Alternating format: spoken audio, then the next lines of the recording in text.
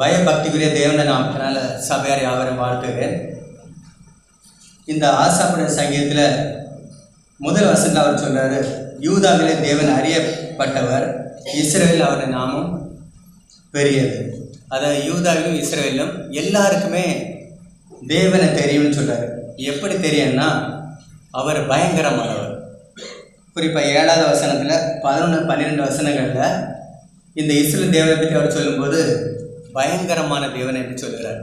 குறிப்பாக 3 முறை அந்த வார்த்தையை அவர் பயன்படுத்தியிருக்கிறாரு. தேவன் எந்த அளவுக்கு பயங்கரமானவருங்கிறத நம்ம தெரிந்து கொள்ளணும்னா பழைய ஏற்பாட்டில் லேவியராகமம் 24:16 ஒரு வசனம் வாசிக்கிறேன். லேவியராகமம் 24:16, கர்த்தருடைய நாமத்தை நிந்திக்கிறவன் கொலை செய்யப்பட வேண்டும், சபையர் எல்லாரும் அவனை கல்லெறிய வேண்டும், பரதேசியானாலும் சுதேசியானாலும் கர்த்தர் நாமத்தை தூஷிக்கிறவன் கொலை செய்யப்பட வேண்டும். அந்த கர்த்தருடைய நாமத்தை யாராவது தூஷித்தால் அவர்கள் கொலை செய்யப்பட வேண்டும் என்பது மோசே மூலமாக தேவன் கொடுத்த கட்டளை. ஆனால்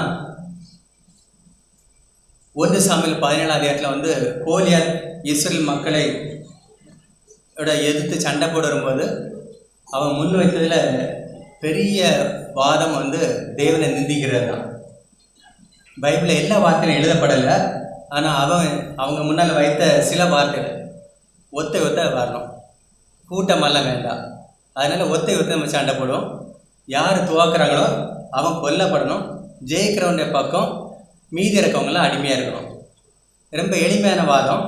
யார் ஜெயிக்கிறானோ அவனை நம்ம அறிவித்துலாம் அவன் வீரன் என்று, தோற்று போகிறவனுடைய மக்கள் எல்லாரும் ஜெயித்தவனுக்கு அடிமையாக இருக்கணும். இதுதான் அவர் வைத்த வாதம். ஆனால் தாவீது 1 சாமுவேல் 17:45 அதற்கு தாவீது பெலிஸ்தேனை நோக்கி, நீ பட்டயத்தோடும் ஈட்டியோடும் கேடகத்தோடும் என்னிடத்தில் வருகிறாய், நானோ நீ நிந்திக்கிற இஸ்ரவேல் தேவனுடைய இராணுவங்களின் தேவனாகிய சேனையுடைய கர்த்தர் நாமத்தில் வருகிறேன்.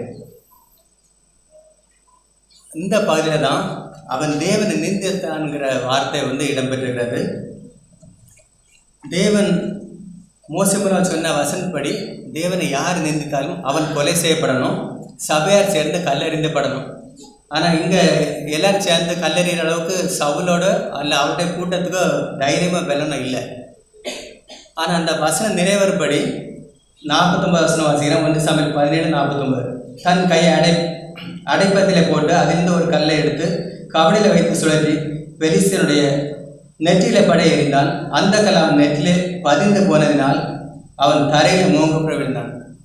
அதாவது பெலிஸ்தரால் வீரன் சூரன், அவன் தான் மகா பராக்கிரமசாலின்னு சொல்லப்பட்ட அந்த கோலியாத் ஒரு கல்லில் கீழே விழுந்தான். தாவீது போய் 50வது வசனத்தில் அவனுக்கு வாழை எடுத்து அவனை வெட்டி அவனை கொலை செய்கிறான். அது தாவீதுடைய வாதம் ஒன்று தான், என்னுடைய தேவன் நிந்திக்கப்பட்டார், அந்த நிந்தையை நாம் போக்க வேண்டும், அதுக்காக தான் அவன் யுத்தத்துக்கு வந்தான். அல்ல இஸ்ரேல் ராஜாவாக வேண்டும் என்று தேவன் அவனை அபிஷேகம் செய்திருந்தாலும் இந்த நாளில் அதுக்காக அவன் யுத்தத்துக்கு வரல. அது பின்னாட்கள் அந்த வசனம் நிறைவேறது அவன் ராஜாவானான். ஆனால் இந்த இடத்துல அவனுக்கு ஒரே ஒரு பிரச்சனை இருந்தது, என்னோட தேவன் நிந்திக்கப்பட்டார், இஸ்ரேல் தேவன் நிந்திக்கப்பட்டார். அந்த நிந்தனை மாற்றன்னா இவன் சாக வேண்டும். லேவியராகமம் 24:16 தாவீதுடைய வாழ்க்கையில் நிறைவேறியது. இந்த அளவுக்கு தேவன் பயங்கரமான தேவன்.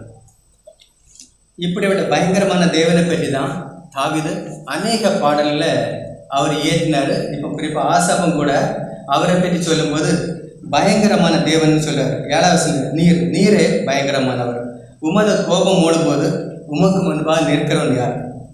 3வது வசனத்தில், அங்கே இருந்து வில்லின் அம்புகளையும் கேடகத்தையும் பட்டயத்தையும் யுத்தத்தையும் முறித்தார். குறிப்பாக தாவீதோட நாட்களில் தேவன் தாவீதை கொண்டு பெரிய அற்புதங்கள் செய்தார். தேவன் ராஜாக்களை மாற்றினவர், ஆராதனை ஸ்தலத்தை மாற்றினவர். குறிப்பாக யோசோட நாட்கள் இருந்து தாவீத நாட்கள் வர, அதாவது சாமுவேல் நாட்கள் அவங்க சீலோவாமில் தான் ஆராதித்து கொண்டிருந்தார். சாமுவேல் 1ஆம் அதிகாரத்தோட சீலோங்கிற வார்த்தை இடம்பெற்றிருக்கும். சீலோங்கிற ஒரு இடத்துல ஆராதித்து கொண்டிருந்தார்கள். ஏரியோட அக்கிரம நிமித்தம் தேவன் அதை என்ன செய்தார்? அகற்றி விட்டார். அடுத்து கில்காலில் சாமுவேல் ஆராய்த்து கொண்டிருக்கிறார். அந்த இடமும் தாவீதோட நாட்களில் முற்று பெறுகிறது. தேவன் ராஜாக்களை மாற்றுகிற தேவன், ஆராதனைக்குரிய இடத்தை மாற்றுகிற தேவன், ஏன் ஆட்களை கூட மாற்றுகிற தேவன். சவுல் ராஜா அப்படியே மாற்றி தாவீதை அவர் உயர்த்தி ராஜாவாக உயர்த்தினார். ஏன்னா தேவன் பயங்கரமாக இருக்கிறார். 12ஆம் வசனம் நம்ம பார்க்குற மாதிரி, பிரபுக்களின் ஆவியை அடக்குவார், பூமியின் ராஜாக்களுக்கு அவர் பயங்கரமான தேவன். தேவன் எந்த அளவுக்கு பயங்கரமான தேவன் சொன்னால், மொத்தமாக ஒரு ஆள் ஏலியோட பற்றி சொல்லும்போது, அவன் செய்த அக்கிரமத்தை பற்றி சொல்லும்போது, என் வசனத்தை விட உன் பிள்ளைகளை மதிப்பானேன்னு சொன்னார். அப்படி அதோட முடிஞ்சு போச்சு. அதுக்கும் பிறகு நம்ம தான் என்ன ஏலியை பற்றி பேசிகிட்டு இருக்கோம் தவிர, ஆராதனைக்குரிய இடத்துல அந்த சந்ததி எல்லாம் போயிடுச்சு. நாம் பயபக்தியோடு இருக்கணும். ஏன்னா நம்மளோட நாட்களில் தேவன் அன்பாக இருக்கிறார், அன்பே கடவுள், தேவன் அன்பானவர், இது ட்ரெண்டாக மாறிட்டு நம்முடைய நாட்களில் கவிஞர்கள் கூட இந்த தோணியில் தான் பாடல் எழுதுகிறாங்க. குறிப்பாக ஸ்டேட்டஸில் வாட்ஸ்அப்லாம் அனுப்பும்போது புதிய பாடல் அனுப்புகிறதா இருந்தால் அந்த ஆளை ஒன்று தெரிஞ்சுக்கிடுங்க, இல்லை அந்த பாடலை வரியை கொஞ்சம் கவனிச்சுட்டு அனுப்புங்க. ஏன்னா நம்முடைய தேவன் பயங்கரமான தேவன் என்று வேதம் சொல்லுகிறது. ஆசப்பா அப்படி தான் உணர்ந்துருந்தார். இன்னைக்கு ஆசப்பை நம்ம கேட்டால் கூட அவர் சொல்லுவார், எங்கள் ஊரில் இருக்கிற தெய்வத்தை கூட உங்கள் தேவன் பயங்கரமானன்னு சொன்னால் அவர் சொல்லுவார், உங்கள் தேவனுக்கு சிலைகளில் தான் கை காலெலாம் இருக்குது, ஆனால் அந்த சூரந்து போற்றப்பட்ட கோலியாத்தை ஒரு கல்லில் வீழ்த்தின தேவனாக எங்கள் தேவன் சொல்லி ஆசப் சொல்லுவார்.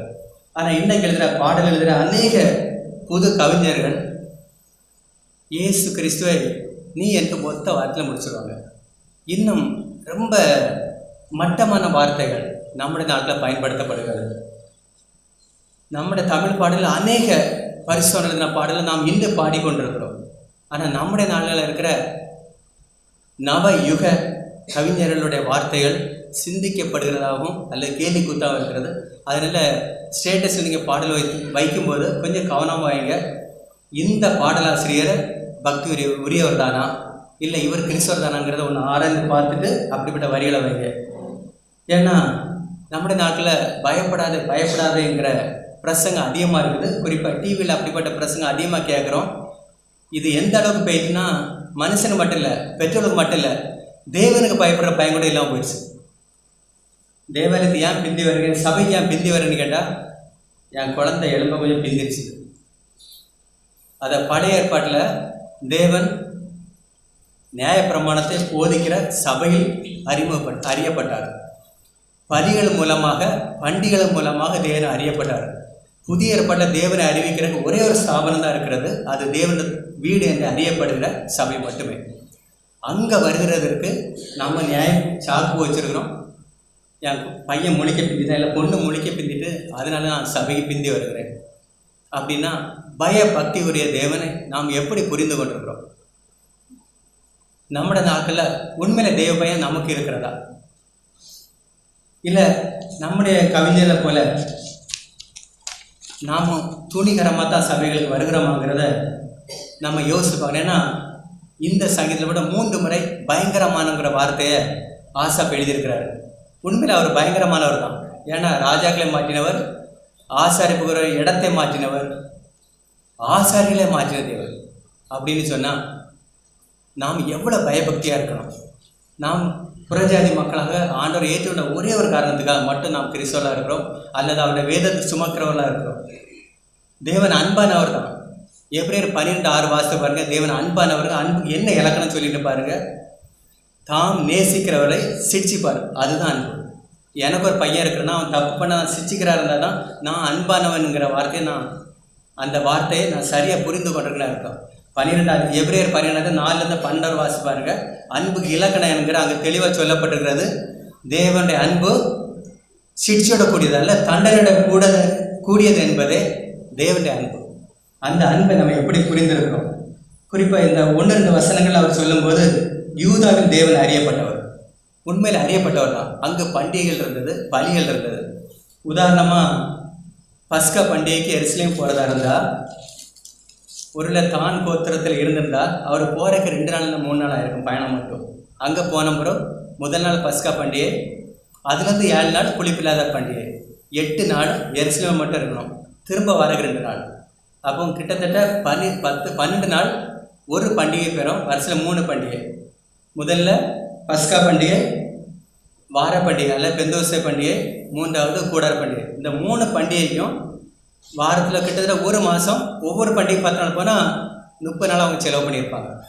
ஒவ்வொரு பண்டிகை எருசலேம் போகும்போது, உதாரணம் பஸ்கா பண்டிகை, ஏன் இந்த பண்டிகை கொண்டாடுறேன்னு பிள்ளைகள் கேட்டிருப்பாங்க. அவங்க சொல்லியிருப்பாங்க, நாங்கள் எகிப்தில் அடிமையாக இருந்தோம், அங்கே அடிமையாக இருந்த எங்களை பாரம் அடக்கி ஒடுக்கினான். நம்முடைய தேவன் 10 அற்புதங்களை செய்து தேவன் என்ன செய்தார், அங்கிருந்து விடுவிக்கிற நாளில் பஸ்காவை ஆட்டுக்குட்டி அடித்து புசித்து கொண்டு சொன்னார். அதை தேவன் நமக்கு இந்த விடுதலையை கொண்டாடுறது தான் அந்த பஸ்கா பண்டிகைன்னு சொல்லியிருப்பாங்க. அந்த பண்டிகை மூலமாக இஸ்ரேலில் தேவன் எல்லா இடங்கள்லையுமே அறியப்பட்டவராக இருந்தார். இந்த புதிய ஏற்பாட்டில் சபையில் தேவன் அறியப்பட்டவராக இருக்கிறார். நாம் எல்லோரும் அறிந்திருக்கபடி கர்த்தராகிய இயேசு கிறிஸ்து நம்முடைய பாவங்களுக்கு மரித்தார், அடக்கம் பண்ணப்பட்டார், வேத வாக்கியம் 3 நாள் விட்டுந்தார். இந்த சுவிசேஷத்தை ஏற்றுக்கொண்ட எல்லாருமே சபையில் அங்கத்தினராக இருக்கிறோம். அப்படி தான் நாம் இந்த இடத்துல கூடியிருக்கிறோம். அந்த விசுவாசத்தின் அடிப்படையில் நாம் எல்லாருக்கும் தேவன் அன்பானவர் மட்டுமல்ல, இன்னும் பயபக்திக்குரியவரே. குறிப்பாக லூக்கா 16ஆம் அதிகாரத்தில் அந்த லாசர் ஐஸ்வரன் கதையில் நம்ம பார்த்தோன்னா, ஐஸ்வர்யன் மட்டும்தான் தேவனுடைய இரக்கம் கிடைத்தது, அவன் நித்தியத்தில் ஆறுதல் அடைந்தான். அந்த ஐஸ்வர்யவான் தேவனை நியாயத்தீர்ப்பு அல்லது தேவன் அவனுக்கு பயங்கரமானவர் தான் இருந்தார். அவன் இன்னைக்கு நரகத்தில் இருப்பான். இல்லை என்ன 100 வருஷம் இந்த பூமி இருந்தாலும் காயிலிருந்து அந்த நாள் வரை எல்லாருமே நரகத்தில் இருப்பாங்க. அவங்களுக்கு தேவன் பயங்கரமானவர் தான் இருப்பார். அப்போ நமக்கு புரிய வேண்டும் தேவன் எவ்வளோ பயங்கரமானவர். இந்த சபை அல்லது இந்த கட்டிடம் நாம் சபையாக பயன்படுத்துகிறோம்.